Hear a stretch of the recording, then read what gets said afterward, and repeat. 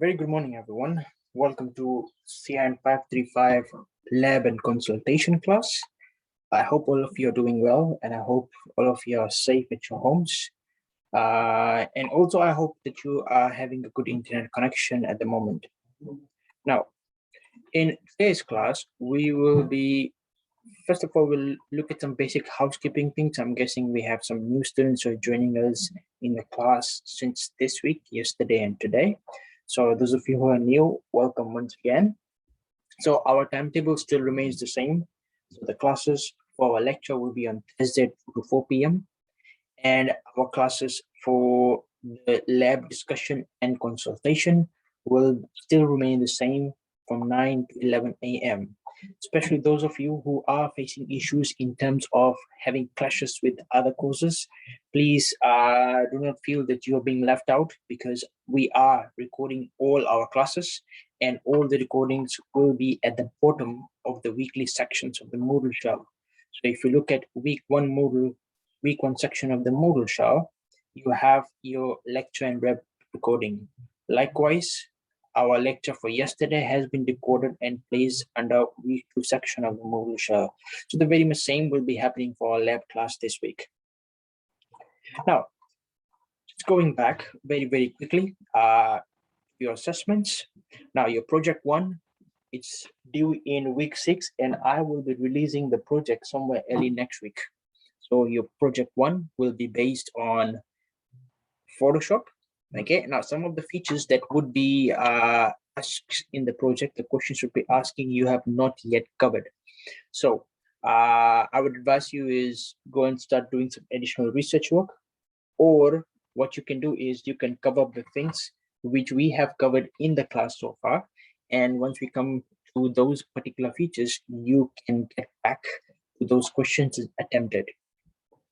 Moreover, your weekly lecture-based quiz, please do attempt your lecture-based quiz, which will be straight underneath the lecture notes. And the other assessments would be mid-semester exam. Now, your mid-semester exam, I'm already in the process of making your mid-semester exam papers. So it will be 20 multiple choice questions, 10 true or false questions, and 20 marks of short answer questions. Let me repeat that. 20 multiple choice, 10 marks of true or false questions, and 20 marks of short answer questions, a total of 50, which would be converted 20% towards your coursework. Also, in week 5, you have short test 1. Now, this short test 1 will be close to about 30 multiple choice questions. So from those 30 multiple choice questions, you will get 30 marks, and out of those 30 marks, 10% will be converted towards your coursework. So this is a course 100% coursework unit, just to let you know beforehand. So you will be piled up with a lot of assessments. Now, the thing is this, when we are in face-to-face mode, instead of having these short tests, and instead of having the weekly lecture notes and the mid-semester exam, you would instead have projects. So in total, there were close to but exactly 4 projects: project 1, project 2, project 3, project 4, all of them 20% each. So 20 times 4 will give you a total of 80. And the other 10% was coming from your lab exams, your lab-based exams, which will be 10% each. So that's another 20 that will make it up to 100. So those lab exams have been replaced by short test 1 and short test 2. And your other projects have been replaced by MST and your weekly lecture-based quiz. So project 1 would be based on Photoshop. Project 2 would be on website development with the inclusion of HTML and CSS. That's on your assessment. So you've got a bit of work coming up. Week 5, week 6, week 7, 3 weeks of non-stop assessments.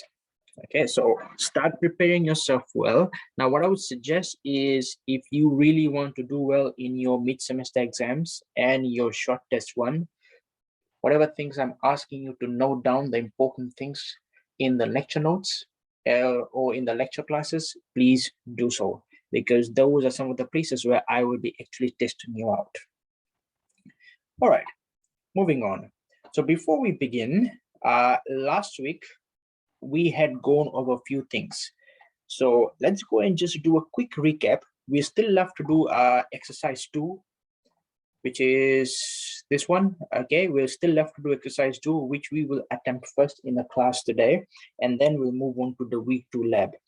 So let's go quickly recap. So like I mentioned last week, we are not using Adobe Photoshop. Instead, we are using a online version of Photoshop, which is called as, or the website name is photopea.com. Now, this is an exact replica of what Photoshop generally looks like. Nothing different, same. Okay, most of the features, in fact, about 99% of the features are very much similar. So let's go and quickly recap. So we started off with looking at all the different types of menu bars, all the different types of bars and all the different types of tools that you have in Adobe Photoshop. And just to recap, so on top, these are called menu bar. Now beneath the menu bar, you have options bar. And then on the left-hand side, these tools, they are referred to as what? Any guesses? Tools panel. Okay, now opposite to tools panel is you have panel bar. So in your panel bar, you have these always the panel. Okay, it's just called panel, and over here these are called tools panel. And the working area that you have is generally called as a document window. So project 1 here, sorry, new project.csv, this is a document window. So let me repeat that. You have menu bar on top. Beneath that, you have options bar. Now, options bar generally gives options for each and every tool. So if I'm selecting a specific tool, you'll see your option bar is consistently changing its layout. It's consistently changing its buttons and commands. Okay, so it has to do with the tools. And then on the left-hand side, you have the tools panel. On the right-hand side, you have the panel. And your working area in the middle, it's called a document window. Moreover, we went around looking at some of the other features. Now, the first feature, straight after looking at the layout of Photoshop, we went in and we tried out zoom in and zoom out. So control and plus gives you zoom in, control and minus gives you zoom out. Also, we had a look at panning to the left and panning to the right. So when you press the control button from the keyboard, roll your mouse roller up, that's panning to the left, and panning to the right is rolling your mouse roller down, that will allow you to pan right. Moreover, we looked at undoing something. So the shortcut command for undo is Control and Z. And then we also had a look at how we redo something or step forward. The Shift plus Control plus Z. When I say Shift plus Control plus Z, that means Shift and Control and Z. All those three of the combination keys. Later onwards, we went around saving our files. Okay, so first of all, we tried it in .psd format, and then later onwards, we went around saving it in a graphical format. Precisely speaking, we saved it in .png and .jpeg format. Now, the difference between the two is when you're saving it in a PSD file format, it allows you to later onwards to go and edit the working file. And if you save it in a graphical format, you won't be allowed to change back. You'll have to redo the steps all over. Then we went around changing image sizes and setting resolution. Further onwards, we moved on to cropping images. And finally, we had a look at layers. So if you look at layer, we covered a few things. We looked at how you go around renaming layers. So double click to rename layer. Moreover, we also viewed the show and hide features. The eye icon over here, when it's selected, it's meant show. When it's deselected, that's hide. We also went around creating new layers. Okay, so if I would take this here. So this is how you create a new layer. Okay, and moreover, we also learned that while we are working with layers, So whichever layer that we have selected, it allows us to add, edit, and control things within that specific layer only. And one of the final things that we looked at was how you go around locking your layers.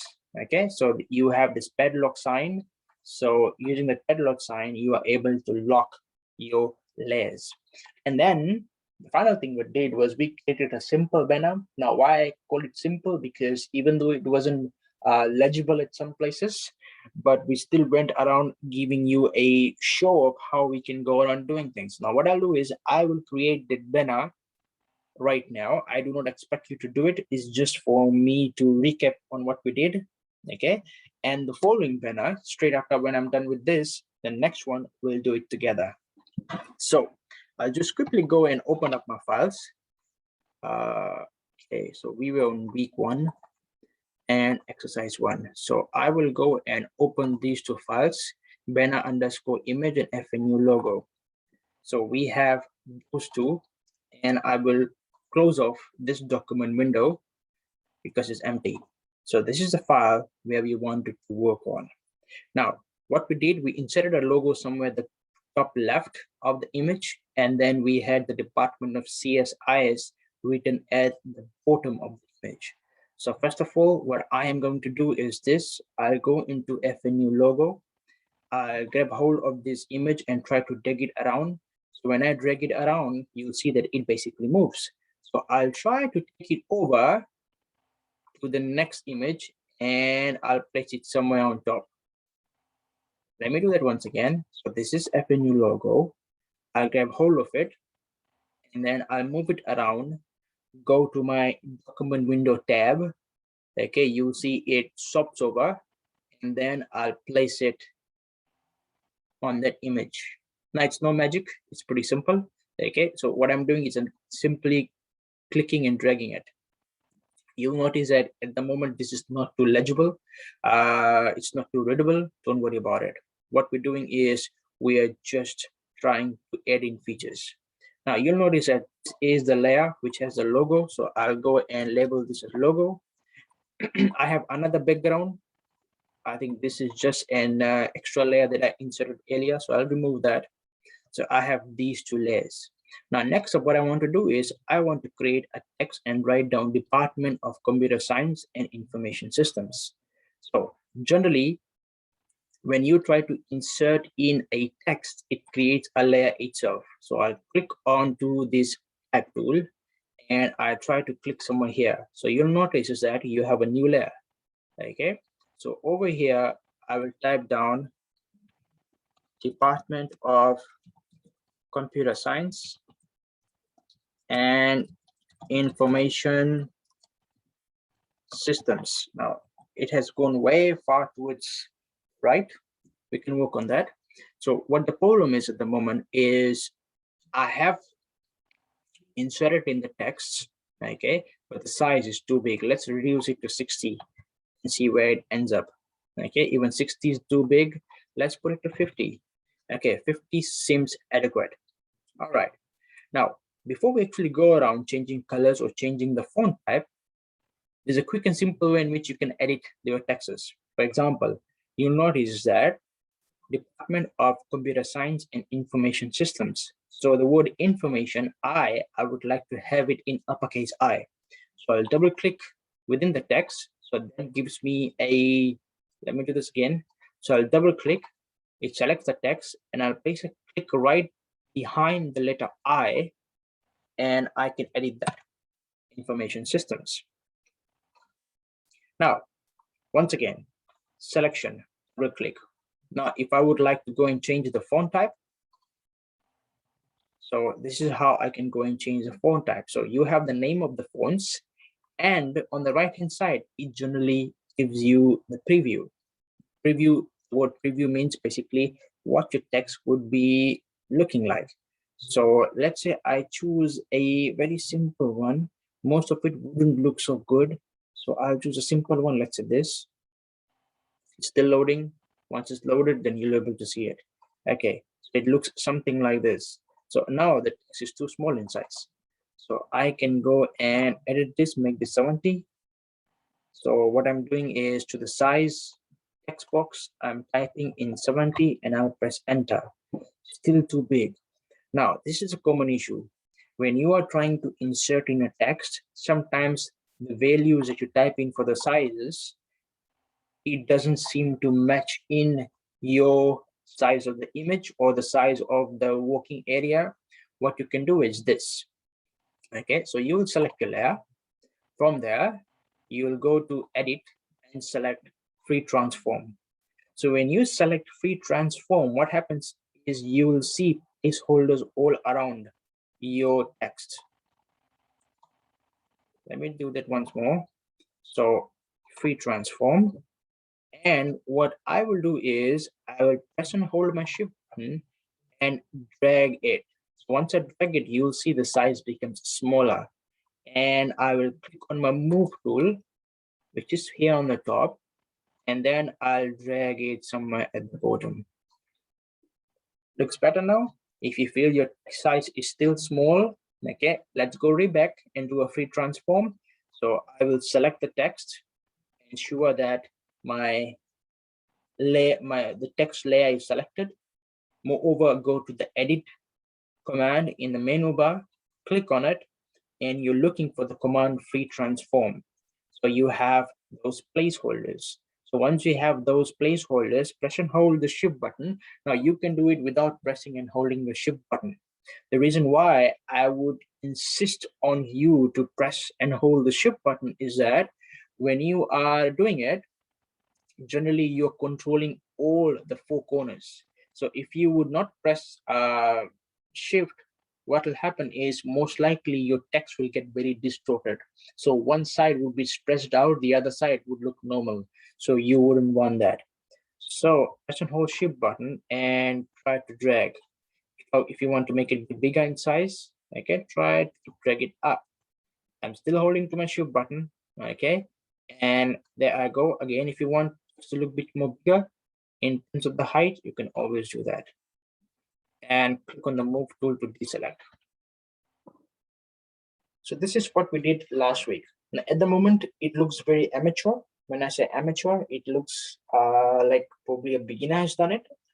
That's what we want it to be at the moment because you are still learning, okay? Yeah, so it looks like an amateur, it looks like a beginner, but these are some of the things. Now, do notice what we have done so far. We have used the menu bar, we have used the options bar, we have used the tools panel, we used panel, and we have used document window. So generally, when you create a Photoshop-based project or Photoshop-based poster or anything, you'll have to use some of those common features. Apart from that, you had used your type tool, you had used the drag and drop feature from one document window to the other. Moreover, you had used layers, okay, and you have used your free transform tool. Now, free transform tool plays a very key role in most of the projects that you'll be working on Photoshop. So start learning them. By the way, the shortcut key for free transform tool is, let's say I'm selecting the logo at the moment, is Alt plus Control plus T.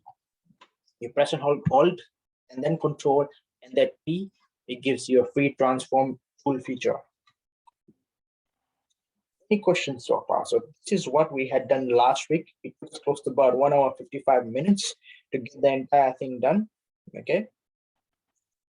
Any questions, any queries before we move on to exercise 2?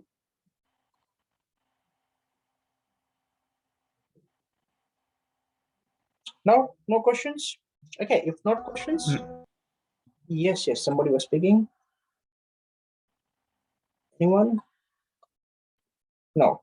Okay, if no questions, this is what we'll do next. We'll close this off. I hope you still have those lab exercise 2 file. There was only one file. Okay, now with this file, there would be few more things that we'll be using. Okay, I will need you to have from lab exercise 2, this is under week 1 section of the Moodle shell. I will need you to have banner.jpg, and from lab exercise 1, I will need you to have FNU logo, and from lab files, can you please go and locate layer image, the Fiji map. Let me repeat that. I want you to have layer image, FNU logo, and then banner.jpg. We will be using these three extensively in our next exercise. So please, I'll give you a minute, quickly go and download it, and then we'll start working on it. And those of you already have the files, that's good. You can go down and start downloading the week 2 lab files, lesson 1, lesson 2, and exercise. You have a minute with you.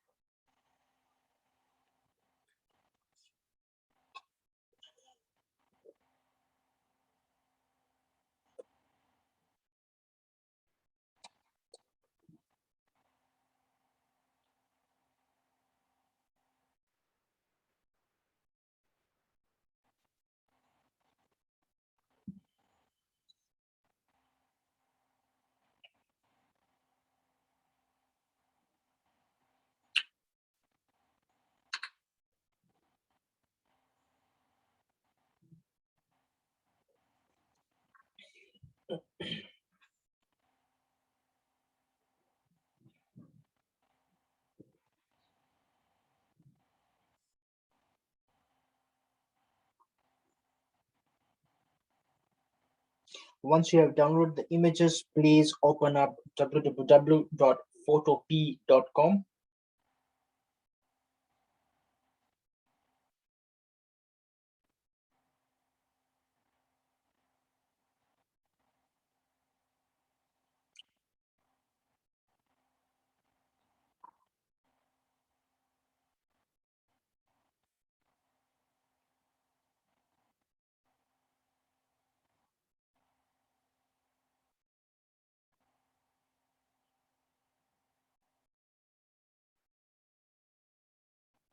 Okay, shall we continue?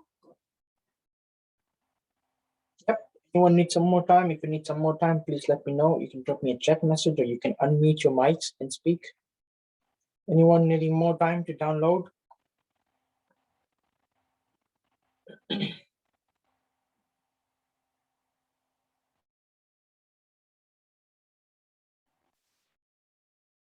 No?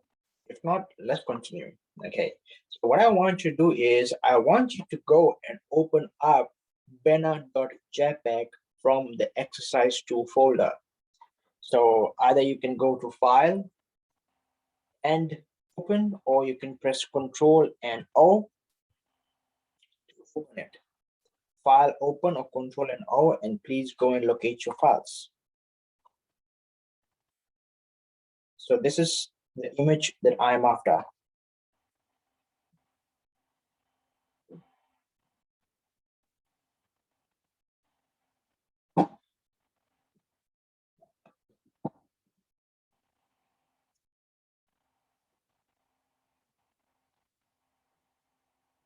All good? Okay, next up, from your tools bar, what I would like you to do is go and locate the type tool. So the type tool is generally a tool that allows you to type and insert text. So type tool here, it has an icon of T. Can you go and place a click on it?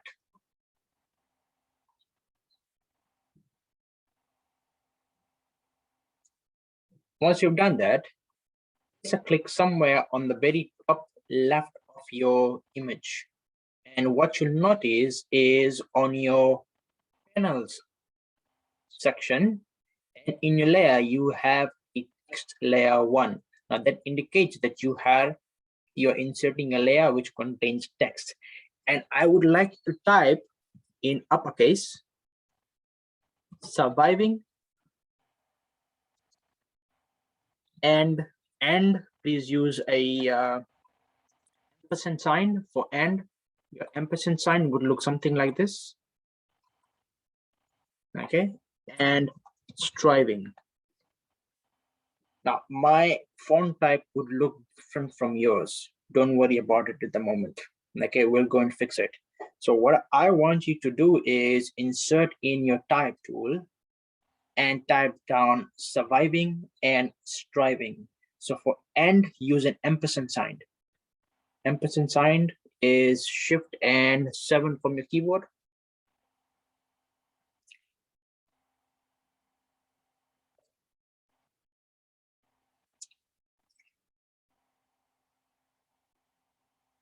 All right, next up, this is what you'll do. You'll double click on that and we'll go around and change the font style. So the font style that I want you to change into is scroll down and look for Eagle Lake. So you have E and then F, so E would be somewhere on top. Eagle, E-A, okay, Eagle Lake, this one, okay, Eagle Lake. You can have it to anyone that you like, but at the moment, stick to what I'm doing so that we'll be saving time.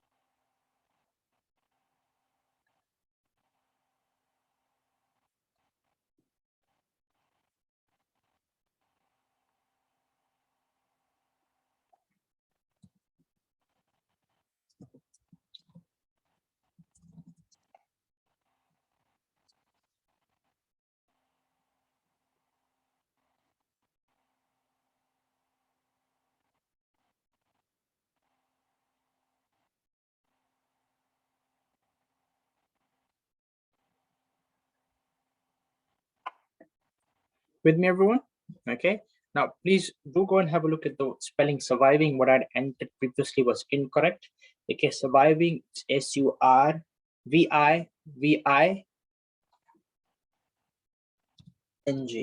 Okay, surviving and striving. So once you're here, what I'll do is this. Okay, I'm not adjusting the font size yet because I want to apply a warp effect to it. I'll tell you what a warp effect is just in a while. But what I need to do is I need you to drag your cursor. So how would you drag your cursor? So you are on type tool at the moment. Drag it down, select from your tools panel, select the very top tool that you have, the move tool. So the move tool allows you to move your object on the screen from one spot to the other. Okay, so I am taking it somewhere in the middle. Okay, I'd like you to do the same. And after that, double click on that text. So when you do double click, 1, 2, double click, okay, you should be able to select the entire text.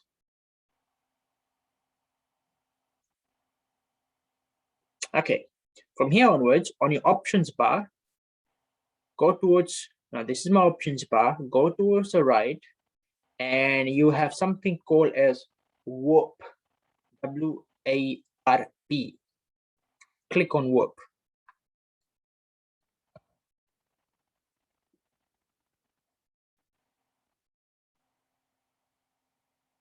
I hope all of you are trying it out. Now, if you're trying it, good. If you're not trying it out, you will face a lot of problems later onwards. Eh? So please be with me and try it out together. So when you click on warp, the warp tool dialog box shows up. In it, you have some options: bend, then the amount of bending in terms of percentages you want to do your texts, the amount of horizontal distortion, and the amount of vertical distortion. Now, we will not go and play around with those values at the moment, but instead, what I want you to do is this. So where you have style, next to it, you have none. So click on none, it gives you a set of options. Click on none, it gives you a set of options. I'd like you to scroll down that list and go and look at bulge. Bulge, B-U-L-G-E. Can you go and please locate bulge and click on it?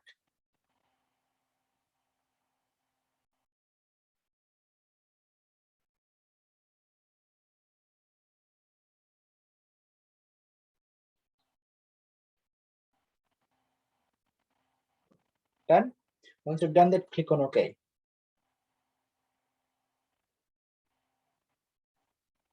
Now, once you click on OK, you'll see how your text basically lies on your image. At the moment, it does not look good. So this is why we'll go and edit it. I'd like you to go into the move tool. Okay. So you have the move, place a click on the move tool. So you're able to deselect everything. Select surviving and striving layer. Select the layer from the layers menu. Can you please go and select surviving and striving layer? And after that, you will go and activate the free transform tool command.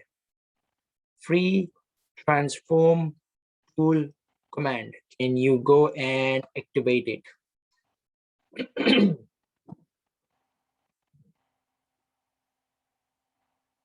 So once you activate it, you'll see your placeholders. Now, what are placeholders? Placeholders basically, they hold positions.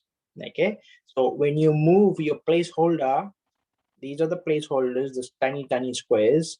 When you move the placeholder, you are then moving positions. Now this time, without pressing the shift key, I'd like you to take the bottom middle placeholder and drag it up. You'll see, now this is what I was talking to you about. So when you press and hold your shift key, what happens is basically you're moving all 4 sections at the moment. Sorry, all 4 sections when you're pressing and holding your shift key. But if you are not pressing and holding your shift key, you're only moving one of the corners. In this particular, at this particular time, you are just moving the bottom section of the text and try to align it a bit up and leaving a tiny bit of space between the text and that particular leaf.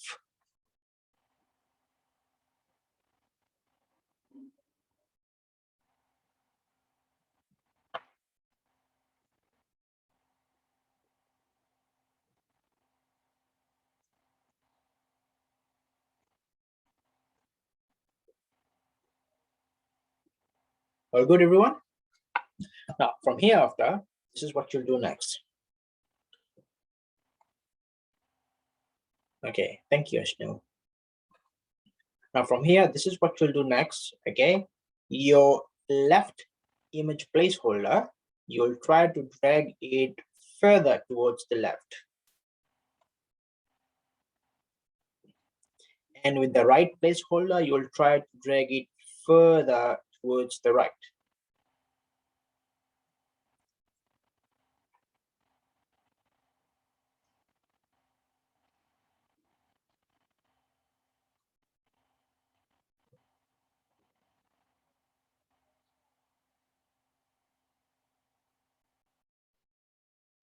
Now, once you've done that, now if you look at what I have on the screen, okay, I still have a bit of problems. Now, what is a problem? You'll see portion of my text has been cut off from the top. So that means I'll need to go and drag this a little down so that everything is well visible. Okay. Now, if you'll notice that if your text is basically coming on top of that particular leaf, please go and edit the size and make it a bit smaller. For example, I will need to make it smaller. Okay. So what I'll do is I will select the layer. This is very important. You selecting the layer every time. So select the layer, edit menu, go to free transform tool, and I will drag that placeholder a bit up. And that generally gives me my text over there. At the moment, it looks good. I like it. Okay. If you do not like it, you can edit as per your wish. Okay. So the tools we've applied so far is the type tool. And then we went around selecting a font type called Eagle Lake. Okay, we didn't interfere with the size because we went around applying a warp effect. So with the warp effect, and the specific warp effect that we had applied was bulge. After applying it, we activated the free transform command. So with the free transform command, without pressing the shift button, we tried adjusting our text between that leaf and the top section of the image. So it gave us something like this. Any questions, anyone? We are not done yet. We still have some more work to do. But any questions before we proceed? Is there No, sir. No, all good. Is there anyone who would like me to repeat some of the steps, just in case if we are lost?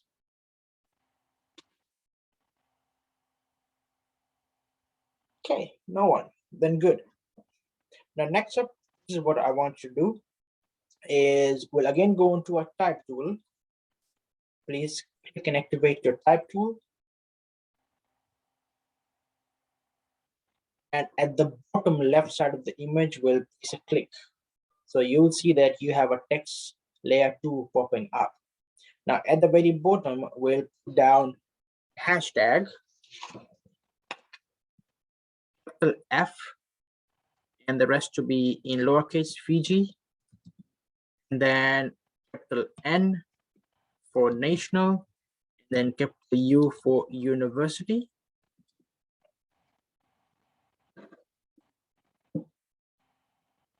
So hashtag Fiji National University.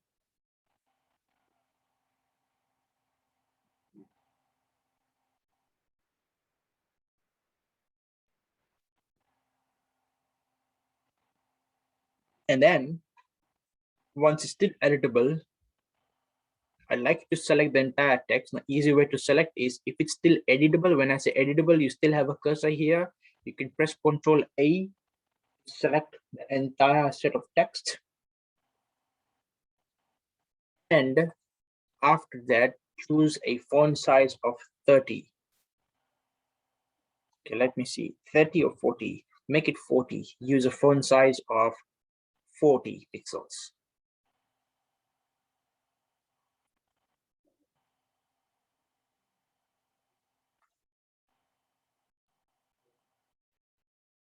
So once you have tabbed it out, once you have set the font size to 40, thereafter, so click on your move tool and try to drag this at the very bottom left.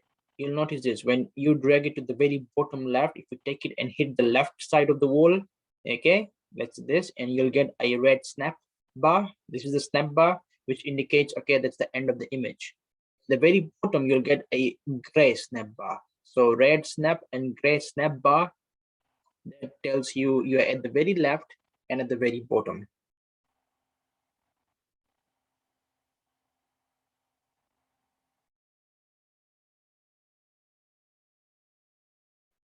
Now, next up, we'll do the same thing what we had done with hashtag Fiji National University, but this time we will type down recover Fiji, recover, R-E-C-O-V-E-R, capital F, I, small I, J, I, okay, recover Fiji, but you'll place it on the bottom right hand side of your image. How do we do that? It's pretty simple. First of all, activate your type tool, place a click. So you have a new text layer coming in. You'll give a hashtag and you'll type down recover Fiji.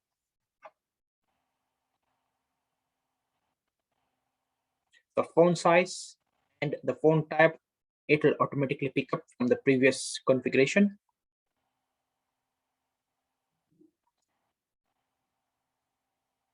Once you have typed it out, you will use your move tool, click on it. Using your move tool, you'll take it to the bottom right. So how do I know it's on the bottom right?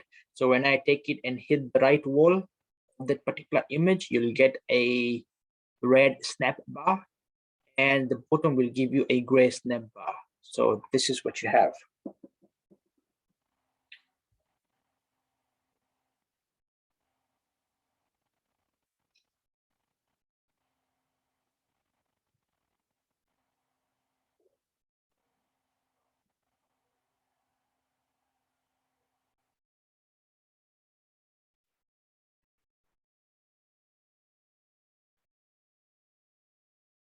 Any questions, anyone?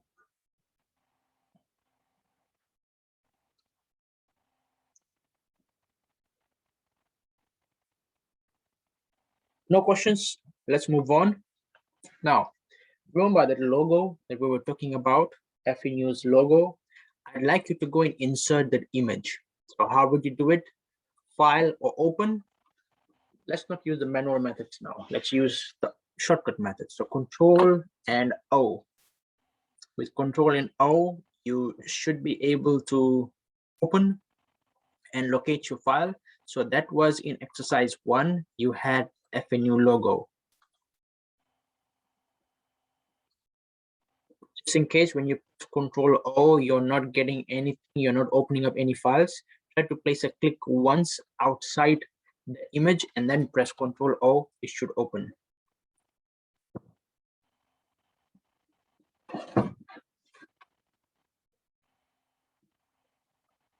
All right, so this is your image, FNU's logo. So what you'll do is what you did with the previous exercise. You'll grab and hold this logo and you take it to the document window of banner.psd, pull it across and place it on top of that particular hashtag Fiji National University text.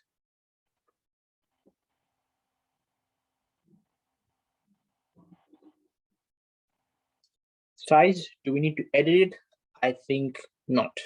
I don't think so. We need to edit the size. It looks perfect at the moment. Legibility, we're able to read it since the image covers a lot of gray spots.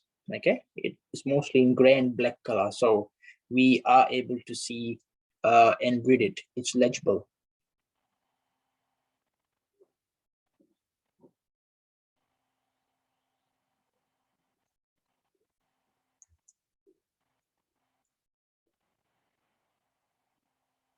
All right, next up, in one of our exercise files, okay, this is the image that I'm specifically after, okay, which is this. Where is it? Okay, in your left files, there is an image called layer image, the one with the Fiji's flag. Can you go and open that up, please? So in photopea.com, I'll place a click outside the image. Control and O should allow me to go and select that particular image. So it was here. Okay, for me, I've saved it in lessons 3. For you, you must have saved it somewhere in a folder. If not, you can still go and download it. So you'll select that layer image and click on open.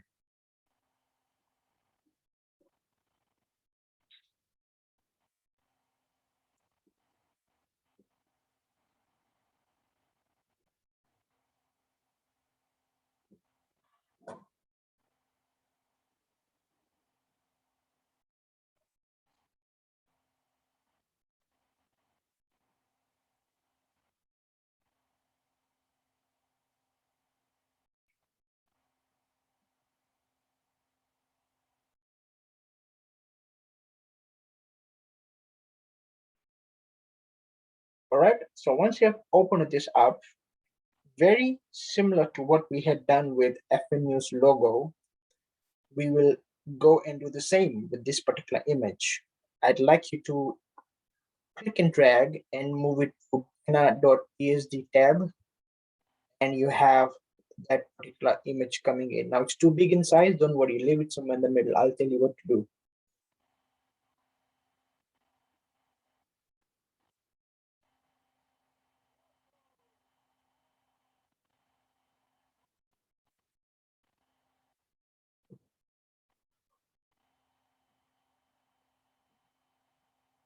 Okay, with me?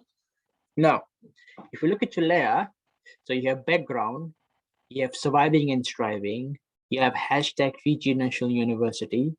On top of it, you have hashtag recover Fiji. And on top of it, you have background, but you can hardly see anything. Now, this one, if you would try to show and hide, this is actually the logo, Finews logo. So what I want you to do is I want you to double click onto the name of the layer, which is at the moment background, change it to logo.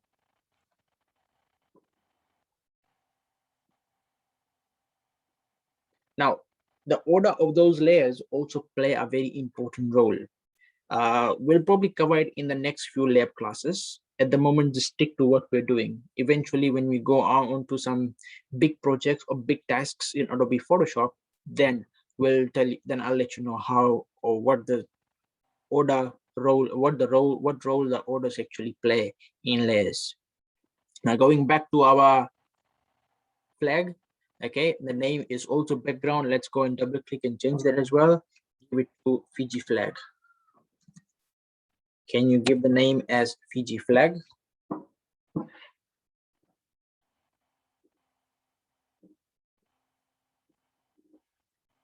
Done. So once you've done that, now obviously everything has gone wrong in our tiny little poster at the moment. So we need to go and fix that Fiji flag. It's too big in size. So can anyone guess what tool we will be using? Can anyone guess what tool we will be using?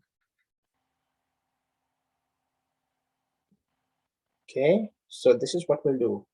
We'll select the Fiji flag. Okay, once you've selected it, we will have to activate the free transform tool. Now let's use shortcut this time. The free transform tool shortcut is, can you press Alt button from your keyboard and then press and hold Control button and then press T. Let me repeat that. Okay, so you'll press Alt button from the keyboard, keep it pressed, Control button, keep it pressed, and then press T. So that gives you the placeholders. With me? Okay, so once you have that, what you can do is you can scroll up and down. Okay, you should be able to see where the top placeholders are and where the bottom placeholders are. So that should give you the opportunity to actually go and make it smaller. So this is what we'll do. Now this time we'll press and hold our shift button. Okay, we'll drag one of the corners, okay, or most likely the right hand corner, and we'll try to make it smaller, pull it down. So this is what it is at the moment. After that, you'll go to the bottom placeholders and grab hold of the bottom left placeholder, press and hold your shift button, and then drag it up. So far, so good. And while your free transform tool is still activated, I'd like you to drag it to on top of where it says recover Fiji. Now we will not deactivate our transform tool at the moment. We'll leave it as it is. Why? Because we still have some editing to do. So at the moment, I need you to ensure that you have something what I have on my screen at the moment. All good, everyone? Now, have a look at this. Now, I need you to pay attention, only then this would work, okay? Now, your right top placeholder, the top right corner placeholder, okay? You'll see that you have few changes in the cursor. So this one is top to down. That means it allows you to drag it to upper section or to bottom section, up to down arrow. Now we don't need that arrow. What I need is this. On the top right hand side, if I would click my cursor and have a look at this, this allows you to move diagonally this specific cursor, and your cursor changes to this, that means it allows you to rotate the image. So once you get that rotation image, click and hold and drag it so that you actually have the Fiji flag in this specific order. And if you press and hold shift, it will allow you to move it much more better. So far with me, everyone? Now let me repeat that. This is where we were at the very beginning. So we had activated our transform tool, press and hold. We press and held the shift button. We dragged it down so that we are able to edit the size of the image. And then we pressed and hold our shift button and we drag it up from the bottom left corner. Then we drag the image on top of recover Fiji. So while the free transform tool was still activated, using our rotation cursors, we moved it around. So this is what the flag looks like at the moment. Now, what I need to do is, do you see where recover Fiji starts and where it finishes? I need you to ensure that this particular flag matches with the length of hashtag recover Fiji. So what I'll do is I'll press and hold my shift button and I try to drag it so that it becomes small in size and try to place it somewhere on top of recover Fiji. It's still too big. So let's go and edit it a bit more.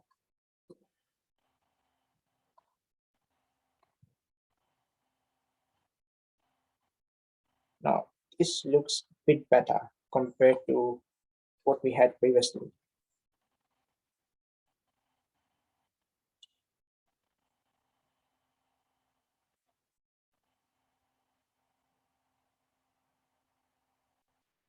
If the size of a flag is a little tiny bit bigger than the text that you have for hashtag recover Fiji, should be fine. Should be fine as well, as long as it looks good on the screen.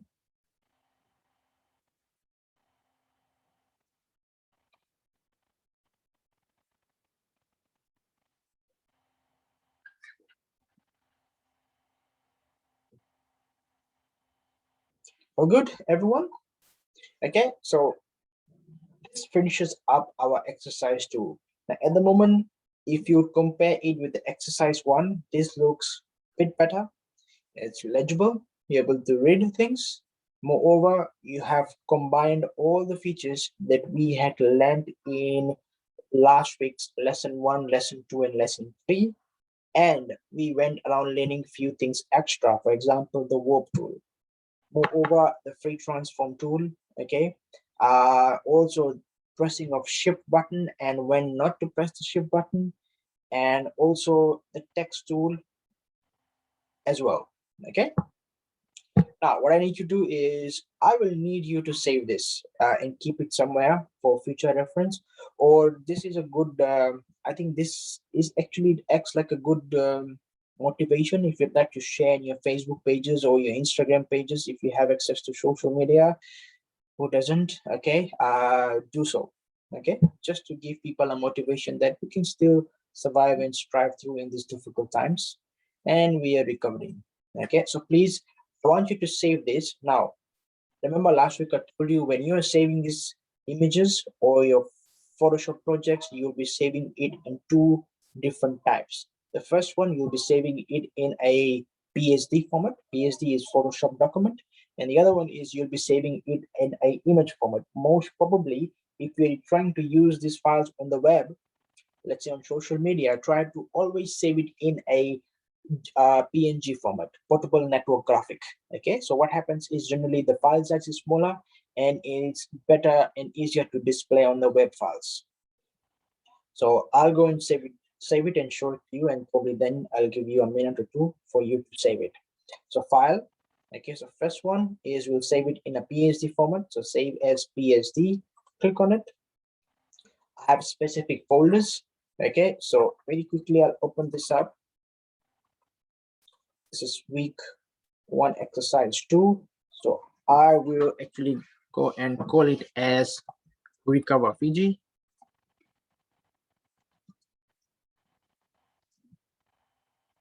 Underscore PSD. Why PSD? So that it will give me an indication that this is a PSD file, and then I'll hit the save button. Straight away, what I'll do next is this. I'll go to file, go to export as and PNG format. Okay, I'll save it as per the resolutions and the specifications given. So this is recover Fiji hashtag. This is a PNG format, and then hit the save button. So if we'll actually go and have a look in the folder, so this is lab 1 exercise 2. So this is a PNG format, this is a PSD format. You'll see the difference between the two file types. Okay, I'll give you a minute or two to actually go and save this up. And once you have saved it, can you please go and download the lab files under week 2? I'll give you 2 minutes, please. Okay, can you go and save the lab files from week 2 section of the Moodle shell and save those PSD and PNG file formats?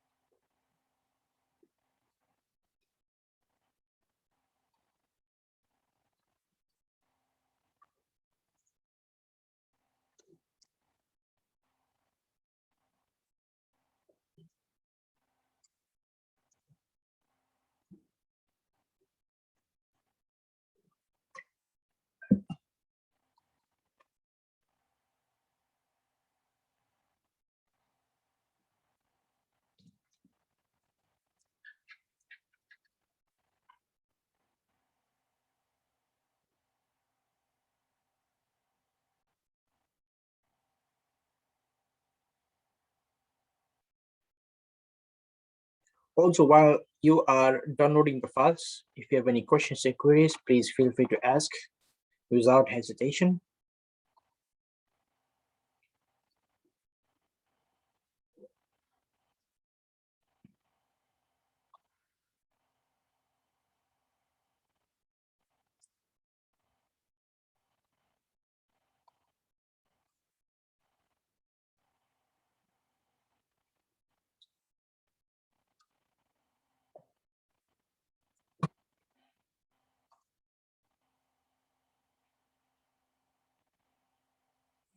Okay, Isal, you have said, so when I save as PSD, I'm unable to open the image. Now, you won't be able to open up the image unless and until you're using a authoring tool that generally allows you to open PSD files. Now, this is the thing. Whenever you are saving a image with a .psd format, it can only open in a software such as Photoshop or a software such as photopea.com. Now, photopea.com is Photoshop. So you really want to ensure that your PSD file formats work. So where you can open it, you can only open it in here in photopea.com. Otherwise, apart from it, if you go and double click, it will not open up. I'm guessing this is what you're saying. Okay, for example, you have exercise 2. We have .png format. When you double click and open up, it opens something like this. But when you have here recover fiji.png format, when you double click and open up, it'll ask you for a, now mine opens up, reason being why, because I have the software in my computer. For you, if you do not have the software, it will not open up. So the only place you can open up .psd format images is on an authoring tool. When I say authoring tool, it's like a image development tool in this case. So you should only be able to open this using file, open, and you'll go to your lab file. Okay, exercise 2, and this is the one .psd format. You should be able to open it here. Otherwise, you won't be able to open it as a as like a normal image. Is that okay, Zal? Yes, sir. Okay, thank you. Okay, I'll give you 1 more minute, and then we'll go and begin off with our lab class or our lab activities for week 2.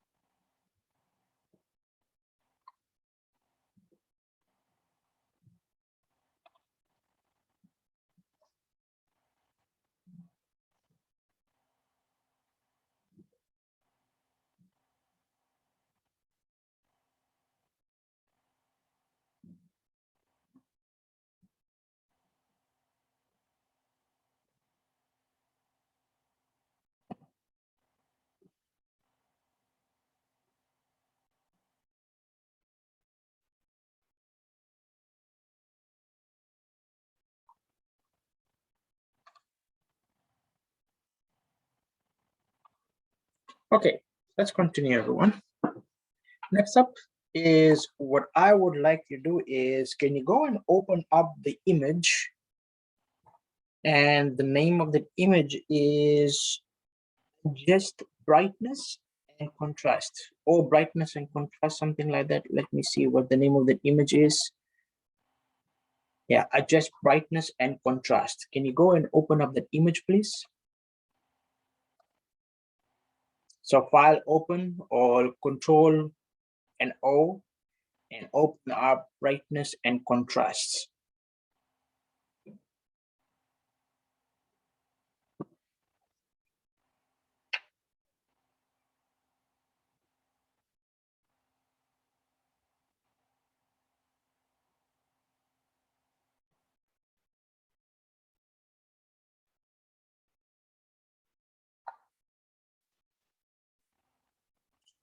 So in brightness and contrast, now what we're doing in this lab is we are working on how we can go around improving images and how we can go around improving the quality of the images. Now, sometimes when pictures are taken in, they are taken in different scenarios, they are taken in different environments, they are taken in different types of atmosphere. So what happens is generally some images may not turn out to be as perfect you want it to be. So let's say you are out in a holiday, you've taken some images. When you come back and realize and you say, oh, the scene was so beautiful, the place was so beautiful, but the image did not come up well. Okay. Luckily, we have softwares such as Adobe Photoshop that allows you to improve those images. Now, there are many other apps as well that allow you to do so. If you go into Google Play, or if you're using iPhones, if you go into iCloud, okay, you are able to find not iCloud, sorry, Apple Store. If you would go into those platforms, you should be able to find a lot of photo editing apps, but generally none of them are as good as what Photoshop can do, because Photoshop provides you with so many features. All right, so what we'll do is this. First of all, we have this image. We'll try to go and just brightness and contrastness. Now, brightness, how bright the image is. Contrast is you trying to controlling the contrasting elements. So we'll go and see what it actually does. So from your menu bar, you have a menu button called image. So can you go and click on image?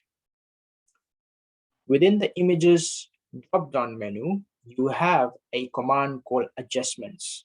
So when you go into adjustments command, you have a side drop-down arrow. So in the side drop-down arrow, the very top command that you have, the first one, brightness and contrast. Can you go and open that up, please?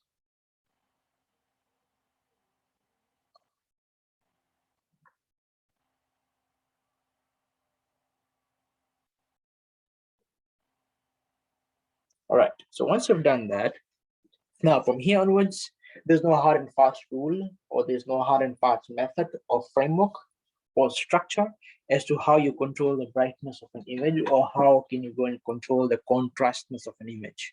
It's all about your preference. It's all about how the image is at the moment. Now, not every image would be the same. Not every image would have the same set of color. Not every image would have the same set of brightness and contrastness. So to actually make it work, you have to do a bit of trial and error. Okay. For example, I'll show you once or twice, and then you can try it. So we have brightness bar over here, and this is the brightness slider. So the slider, I can drag it towards the right to make it more and more bright. See this, if I take it towards the left, your image becomes dull. Brightness level goes down. So as I am dragging it towards the right hand side, you'll see your brightness level increases. Now, here's the thing.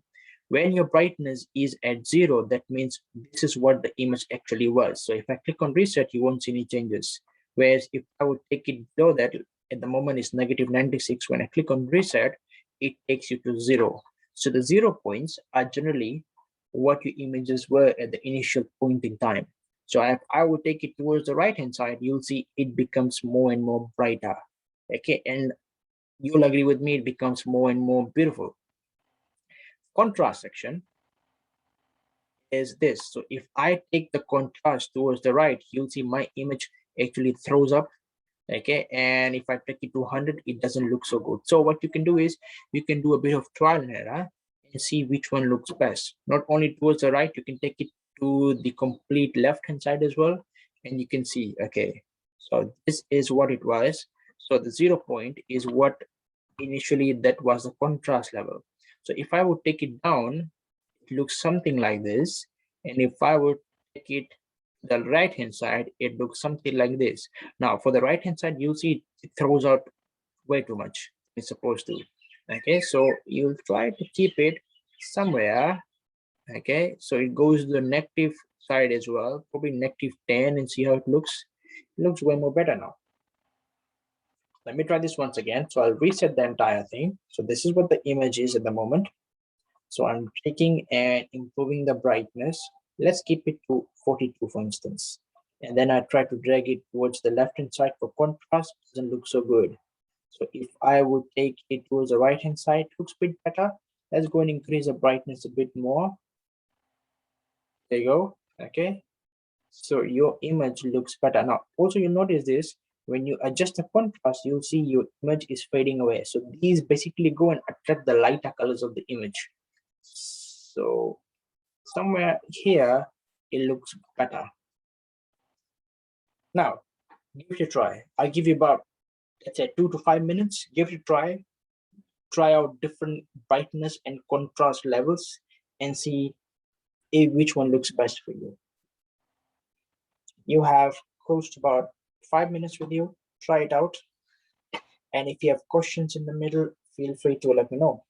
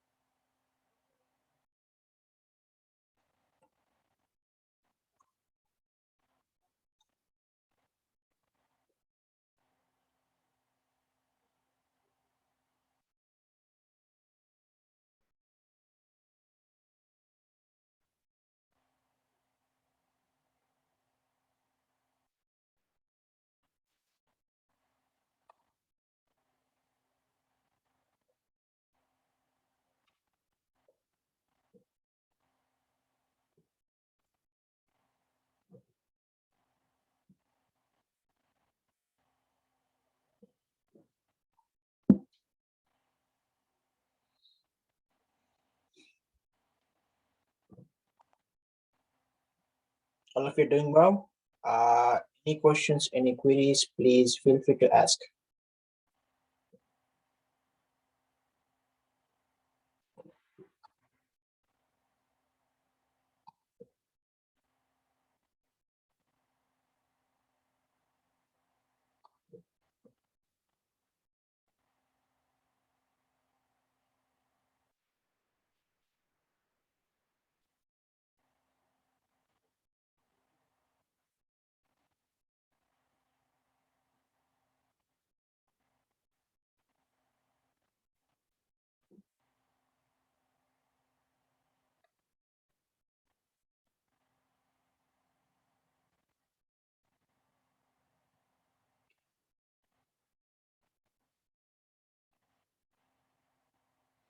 Okay, shall we move on?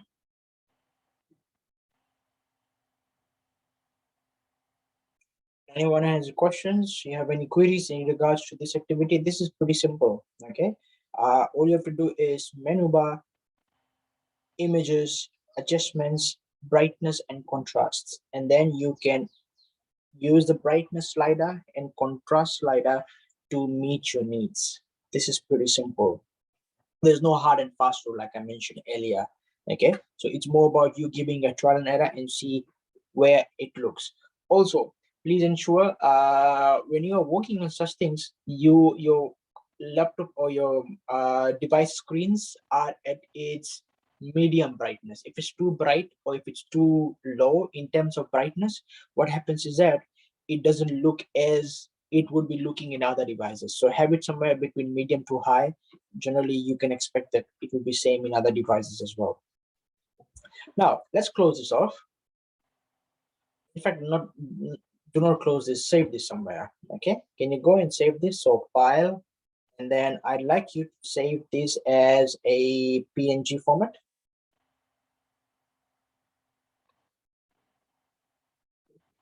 And save it in a specific folder where you have kept your lab files.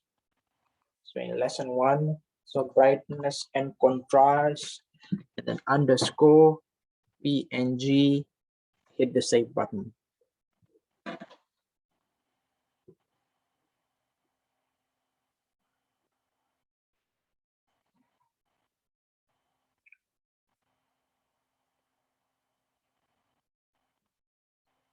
Now, moving on.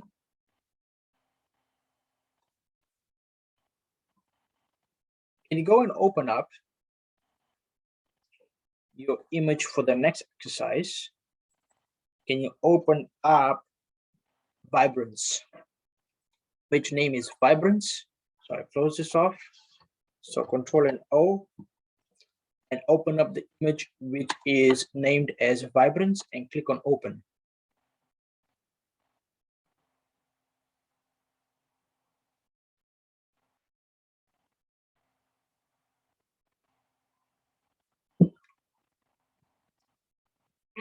I hope you're all with me on this. So how do we adjust the vibrance? Is very much similar to what you did with brightness and contrast. So from your menu bar, you have the image menu. Click on the image menu, gives you a drop-down list. From that, you will place your cursor on adjustments. It gives you a drop-down list on the side, and go and locate vibrance. I'm guessing this is the 5th command from top. So you have brightness and contrast, you have levels, curves, exposure, vibrance. Can you click on vibrance? Now, with vibrance, you have another additional feature that comes in, which is called saturation. Okay. Now, again, just like brightness and contrast, it does not have a hard and fast rule how you go around controlling vibrance or saturation for a particular image. So all you have to do is you have to do a bit of trial and error. Okay. So if I would have a look at vibrancy, if I drag my vibrance to the very left, the color fades out. Okay. And if I would drag it to the right hand side, you will see it throws in more color. That means it gives the glowness to the image.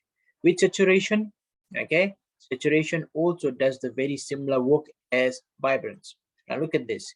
If I take my vibrance to a very low level in negatives, okay, let's say -100, so that means you have decreased the glowness of the image by 100%.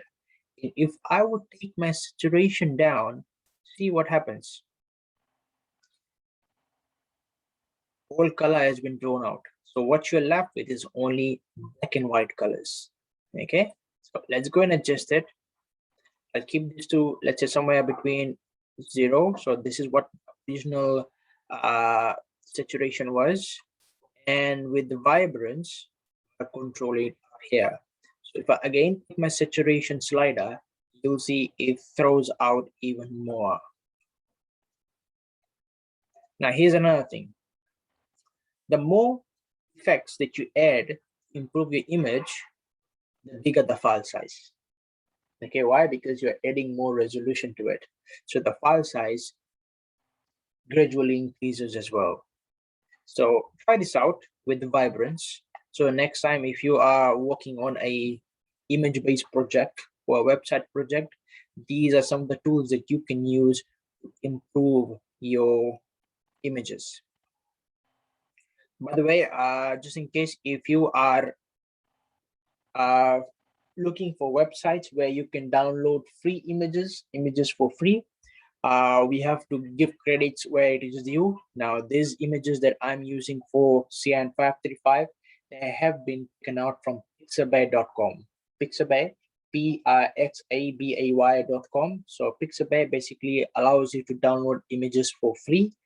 They have wide range of images. Okay, so if you are looking for images, it's a website, www.pixabay.com. And once you're okay with all the dimensions, the vibrance and saturation, click on OK. I'll give you, let's say, 2 minutes to try this out.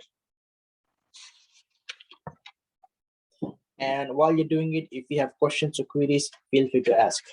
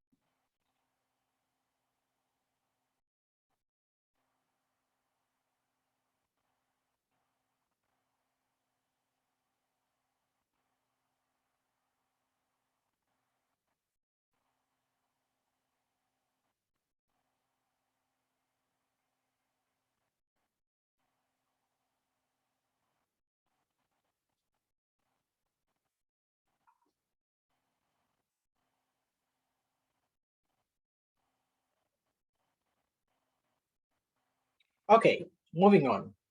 Can you save this file as a PNG file and put it inside the folder? So file and then export PNG and save it inside a folder.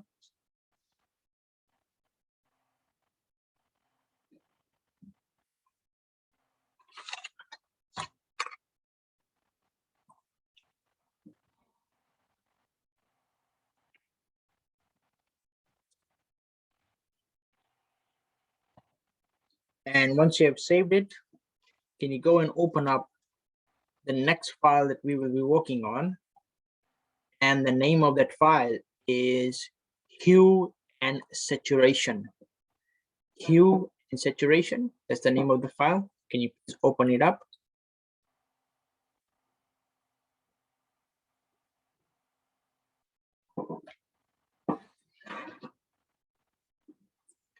Now, hue and saturation can be found at the same places where we had worked on vibration. Sorry, vibrance, not vibration, but vibrance, and brightness and contrast, that is under image menu, adjustments, hue and saturation. Now, what we'll do is, just like we did with the earlier image features, we'll actually go and experiment with hue saturation. And with hue and saturation, there will be another feature called lightness. So you have 3 sliders in there. Now, before we start working on it, you must understand a few things about hue, saturation, and lightness. When you talk about hue, now hue basically changes the color of an image. Now, how does it change color? So either it will go and directly change all the color combinations, or you can choose which specific color to change. With saturation, it affects the intensity of your colors, how intense the color you want it to be. So that's what saturation does. With lightness, it basically affects, now it does not basically changes the brightness, but it affects the brightness of colors in an image. So how bright or how light you want the color to be, so that is affected by lightness. Okay, so let's go and try this out. So from our menu bar, we'll go into image menu, adjustments, and they will locate hue or saturation. So with the hue and saturation bar, now what I would do is, if you look at range, I'll select the range as master. Now master range, with master, what happens is you are generally controlling, now if you click onto the drop down arrow, you have some colors: red, yellow, green, tan, blue, and magenta. Now generally colors, all the different combination of colors, use all these 6 major colors. Okay, red, yellow, green, cyan, blue, magenta, so they form all the other colors. So when you select master, you are selecting all 6 of these. Now here's the thing, with master we said hue, it changes the color of the image. That means if I'm selecting master, that means all the colors would need to be changed. So if I am selecting hue, I'm dragging it to the left, it goes to the negative figures. Let's see what happens. Color changes? Yes, it does. Yes, it does. If I take it to the right hand side, see what happens. So this was something to the original image and it goes on. So you'll see hue basically goes around changing the color of the image. Now I'll keep this to 0 so that you can actually see what the other things do. With saturation, we say it controls the intensity of colors. So with saturation, intensity of colors.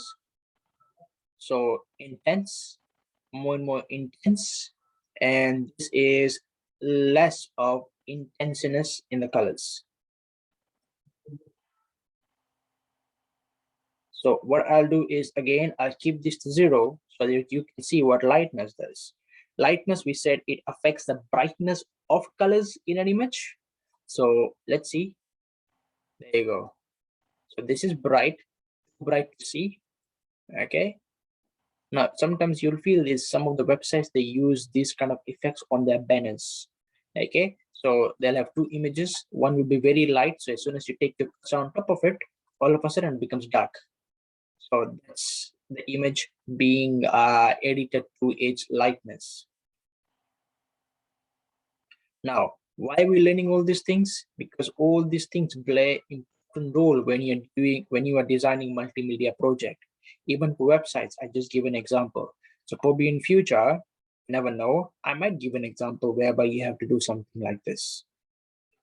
Now, let's go and control all the elements together. So I am controlling my hue. So what does the hue do? It controls or changes the color of an image. So that's the work of hue. And then you have saturation. There you go. Okay. Now I'll keep this to 0 so that I can show you how we go around changing individual colors. Now you notice that you have a lot of different colors. Now the colors that basically throws out more for me is yellow. All the combination of yellow. You'll see you have lychee here, the seed is yellow. You have passion fruit, the seed is yellow as well. You have this is not oranges, this is grapefruit. So grapefruit, you'll see portions of yellows and orangish yellows and a bit of yellows here on the dragon fruit. Okay, so let's go and see how it changes. So the range will select yellow color, and then what happens is you're only controlling the yellow color in your image. Now, with reference to how it changes, you will see a bar at the bottom. So at the moment, it's sitting where it is at level 0. So when you drag it to the left hand side, so you have all these colors mixing up yellow. So left hand side, so this is where it is. So left hand side, all these colors will be mixed up with yellow. If you take it to the right hand side, from this point, you have all these colors mixing with yellow. So let's go and try it out. So remember, it just changes the yellow color. So look at the yellows, they're all changing. All possible yellows and all possible combination of yellows. Do you see that? Now, how does it change? Which color it chooses based on this color palette bar at the bottom. So yellow plus light blue gives you something like purplish color. And then yellow plus bit greenish and bluish greenish gives you that color. Okay, let's keep this to 0 and try some other combination. Let's try, we don't have blue in there, do we? No. We have red. Yes, we have a lot of red, a lot of portions of red here and there.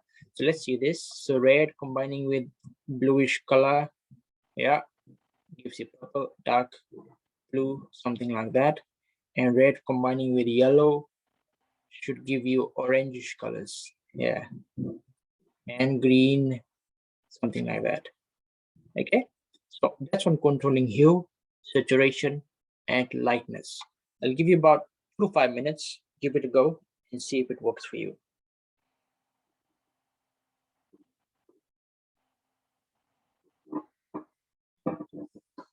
And while you're doing it, if you have any questions or queries, do let me know.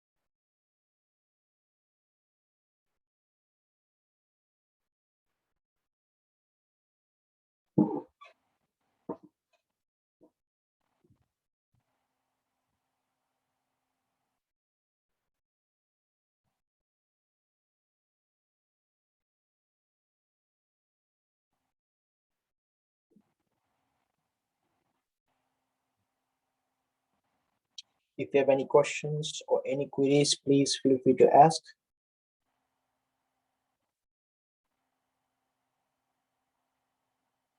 This is pretty simple, okay? Is just the purpose of doing a bit of trial and error and adjusting things. Sometimes if you are looking at a common image and it looks very, very good, it looks a very high quality, you may be thinking, oh, he or she is using a high quality camera. Could be, but most of the time, most about 60 to 70% of the time, it's edited.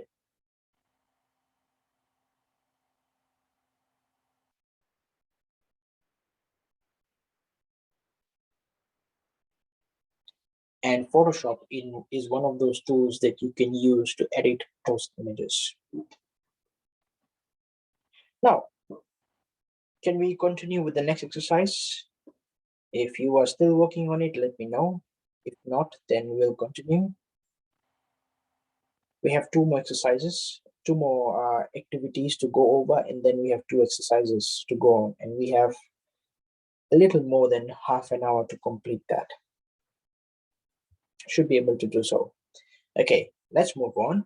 Now this image, please, if you'd like to save it somewhere, or this is pretty simple, even if you don't save it, it should be fine. What I want you to go over is, can you go and open up next image? And the name of the next image is adjustments.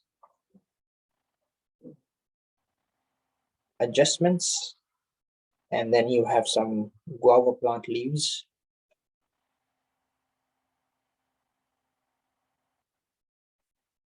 Okay, now all this while we had applied some different form of effects on images.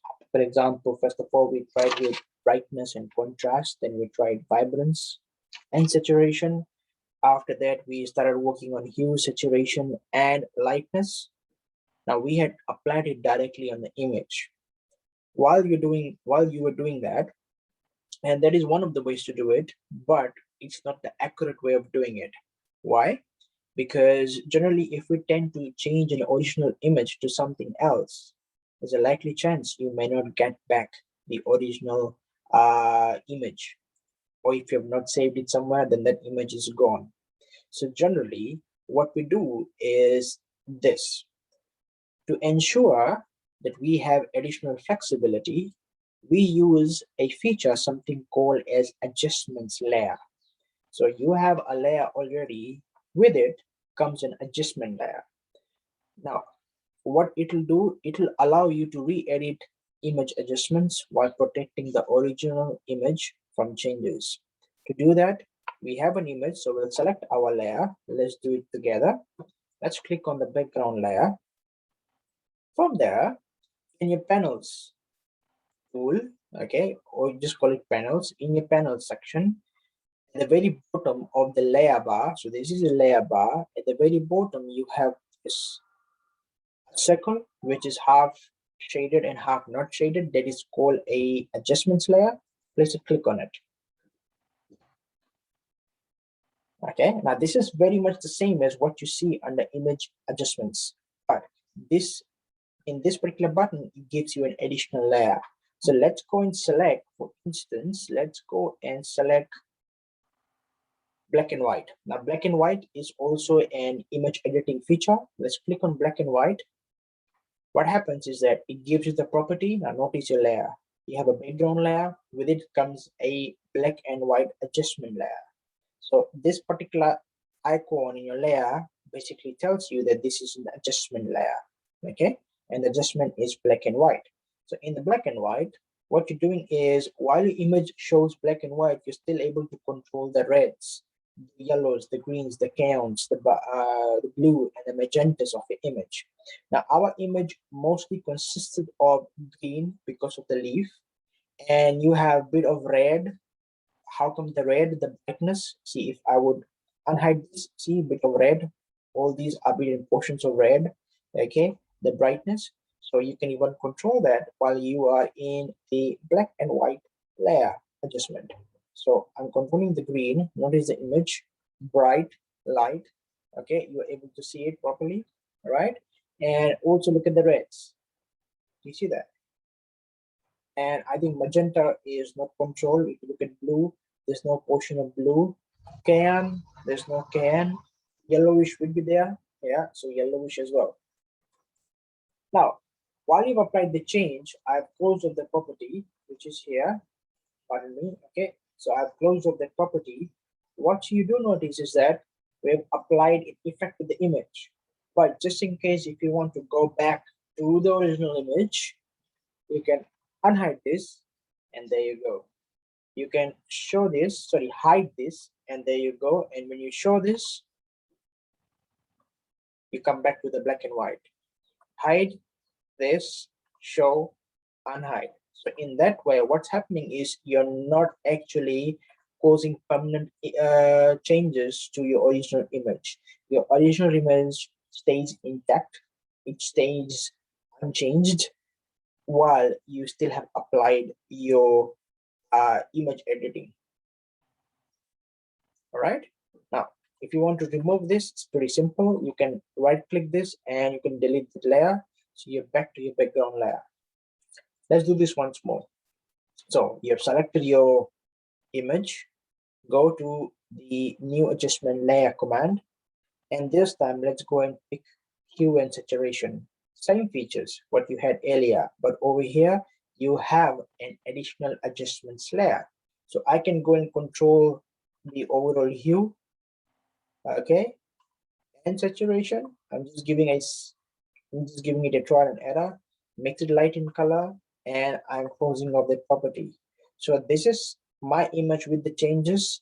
Now I feel okay, this is a blend, I don't want this, so I will hide that adjustment layer and I get the original image back. Give it a try. I'll give you about 2 minutes. Make sure you get well versed with how you actually go and apply an adjustment layer.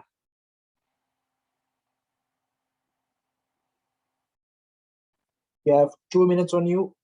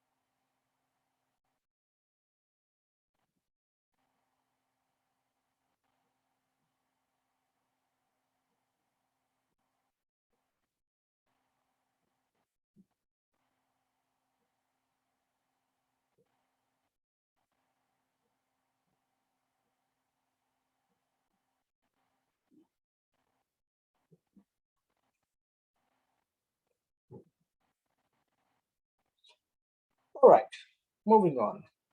Let's go and save this file. Okay, so file, export, and save it in a .png format. After that, you will hit the save button, and you want to save this at a specific location where you're saving all the files. So adjustments underscore png, and hit the save button. So that is saved. Now, next up, we'll hop into our lesson 2. Now, generally, lesson 2 had more than one sub lessons. This goes to about 7 or 8. Due to time constraints, I have just put in one of it. So come next week, we'll go over it again. Okay, we'll go over lesson 2, but in more detail. But for today, we'll go on to a very basic selection concept. So close this document window, and can you go and please open up the file, and the name of the file is selection basics.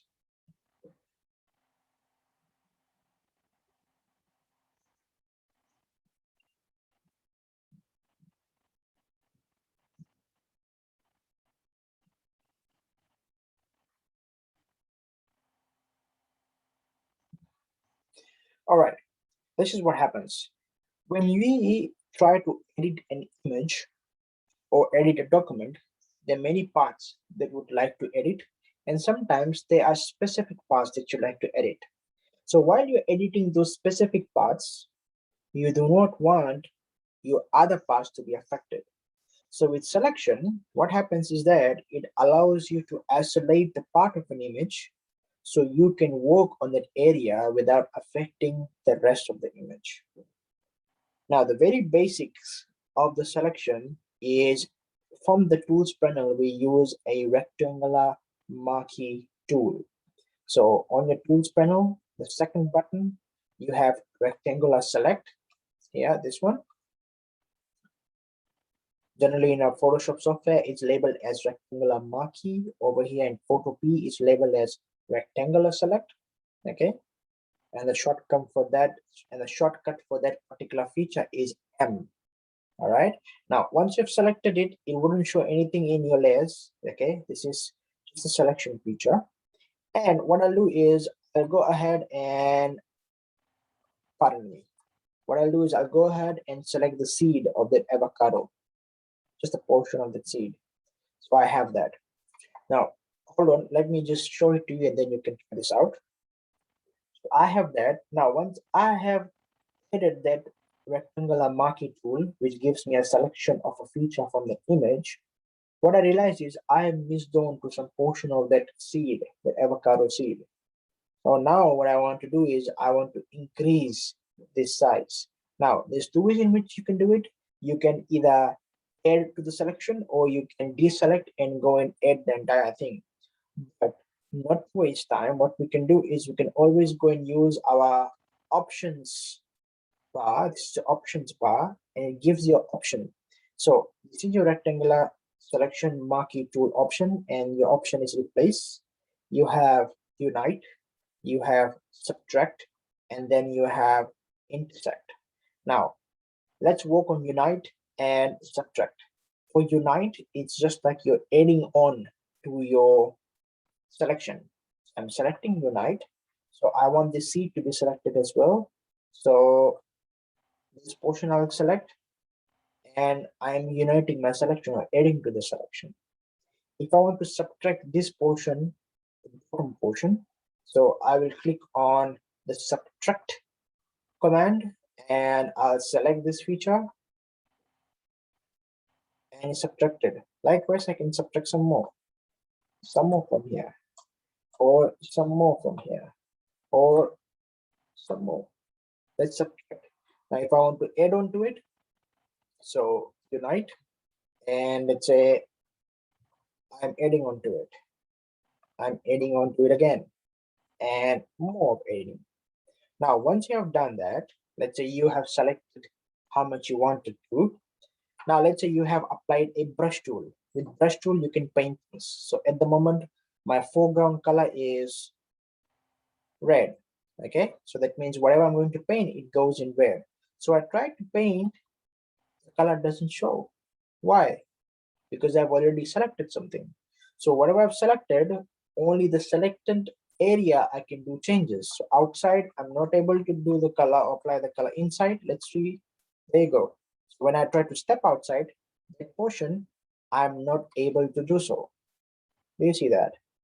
Okay, let's go ahead and press Ctrl Z and undo it, change the color to black. Okay, now this is my selection area. I'm able to apply the black color. This portion, no effect at all. So that's how you go around selecting things. Now, you can even go and apply the selection tool in images and apply an image effect to that selected area only. Now, I've already selected this portion. I want to deselect it. How do I go and deselect? You go to the select menu and deselect. Once you've done that, let's go and select this portion of the avocado here. So that's selected. After that, what I can do is I can go to my adjustments layer and select a color, let's say hue or saturation. And I want to change the color. Actually, it's a very dark color, so I hardly see any changes. Let's see, but if you're able to go through, yeah, it does. Okay, a bit of changes there and deselect. So how do I deselect? Select, deselect. And that's the bit of changes you are applying to that specific portion based on your selection. Now, can you give it a try? Try selecting something and applying a brush tool over it, and then try selecting something else, adjustment layer, and try changing the hue and the saturation for it. Give you 2 more minutes, please.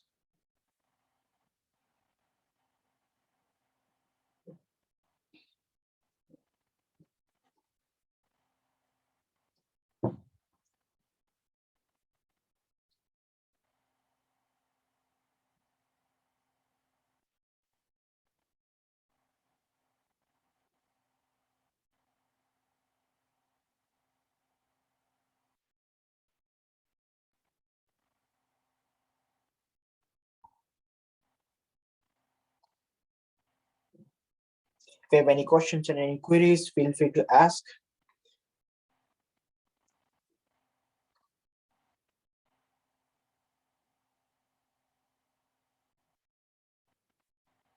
Now, from next week in our lab class, you'll notice that how many interesting things you will actually be able to do with the selection tools. So at the moment, it seems rather pretty simple, but in future, it will be very handy, especially when you're working with multimedia projects related to Photoshop and related to images. Okay, if you have a look at your Moodle shell under week 2, I've got exercises. The first one is an image on, and it's labeled as black and white. So what you're supposed to do is, let me open up this image very, very quickly. This image is to convert and change this to black and white color. Okay, now how are you going to use it or do it? You're going to use any of the image editing tools that you have learned in the class today. And the other one is this. You have these tiny, you can say probably these are tiles or these are just boxes colored in green or whatever you call it out. I'd like you to choose the colors diagonally, or sorry, choose the boxes diagonally and change the color of them, of these colors, different colors at a point in time. Now do try it out. Okay, diagonally, you can either do it diagonally from left to right or left to or right to left. Anyhow, diagonally, choose the rectangles. How you to choose it? With the rectangular marquee tool, and apply any of the editing features to change colors on them.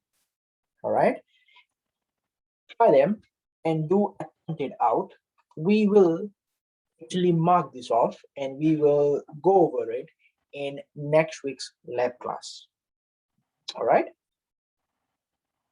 Now with that, this is where we close off our class for today. We have spent close to about 1 hour 45 minutes. So thank you very much for staying in. Thank you very much for concentrating in. I hope you have learned something new today. Now, if you just in case if you had missed down to any of the exercises and you want to go over it again, I will be uploading the recording by this afternoon, probably within an hour or two. It takes time to render the image. So we render the video and to upload it. So it takes time, close to about 1 or 2 hours. Once that is done, I should be able to upload it in Moodle. Now, any questions, any queries before we close off?